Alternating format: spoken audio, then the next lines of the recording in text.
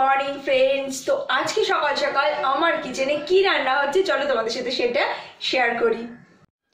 আজকে বানাবো খিচুড়ি, তবে চাল ডাল ছাড়াই কিন্তু এই খিচুড়িটা হবে সাবুর খিচুড়ি, আর যেটা কিন্তু বাচ্চাদের টিফিনেও খুব সুন্দরভাবে চলে যাবে, আবার সকালে ব্রেকফাস্টেও চলে যাবে।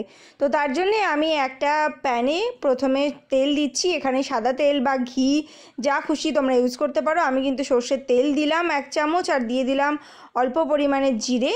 এবার জিরেটা ফোড়ন খুব সুন্দর করে গন্ধ বেরিয়ে গেলে এর মধ্যে দিয়ে দিলাম আলু ছোট ছোট করে কেটে রাখা, সেটা দিয়ে ভাজা করে নিয়ে তার মধ্যে দিয়ে দিচ্ছি আদা গ্রেট করে রেখেছিলাম, আর দিয়ে দিলাম কাঁচা লঙ্কা। এবারে দিয়ে দিচ্ছি কিছু বাদাম, সে বাদামটাও এবার ভাজা করে নেব। সবটা সুন্দর করে ভাজা হয়ে গেছে। এবার আগে থেকে ভিজিয়ে রাখা সাবুটা আমি অ্যাড করছি। আমি এখানে ছোটো দানার সাবু ব্যবহার করেছি, তোমরা চাইলে কিন্তু বড় দানার সাবুও ব্যবহার করতে পারো, তাহলে এটা আরও ঝুড়ো ঝুড়ো হবে। তো এরপরে উপর থেকে দিয়ে দিলাম বাদামের গুঁড়ো। এটা চীনা বাদাম, সেটা আমি গুঁড়ো করে রেখেছিলাম, মানে রোস্ট করাই ছিল, সেটা গুঁড়ো করে রেখেছি, সেটা বেশ অনেকটা পরিমাণে অ্যাড করে দিলাম। এবার স্বাদ অনুযায়ী নুন মিষ্টি তোমরা তোমাদের ইচ্ছা মতন অ্যাড করে নেবে।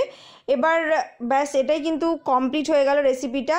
একটুখানি নাড়াচাড়া করে এটা নামিয়ে নিতে হবে। আর এই রেসিপিটা কিন্তু বিখ্যাত একজন অভিনেত্রী মাধুরী দীক্ষিতের এটা রেসিপি, মানে আমি একটা ম্যাগাজিনে পড়েছিলাম, তো তখন থেকে আমি এটা এভাবেই বানাই, তো আমার তো ভালোই লাগে। আর নামানোর আগে উপর থেকে একটু ধনেপাতা কুচি দিয়ে দিয়েছি। তো আশা করছি তোমাদের ভালো লেগেছে। তো চলো এবার দেখি এই ঝটপট করে তৈরি করা এই সাবুর এই রেসিপিটা কেমন লাগে খেতে।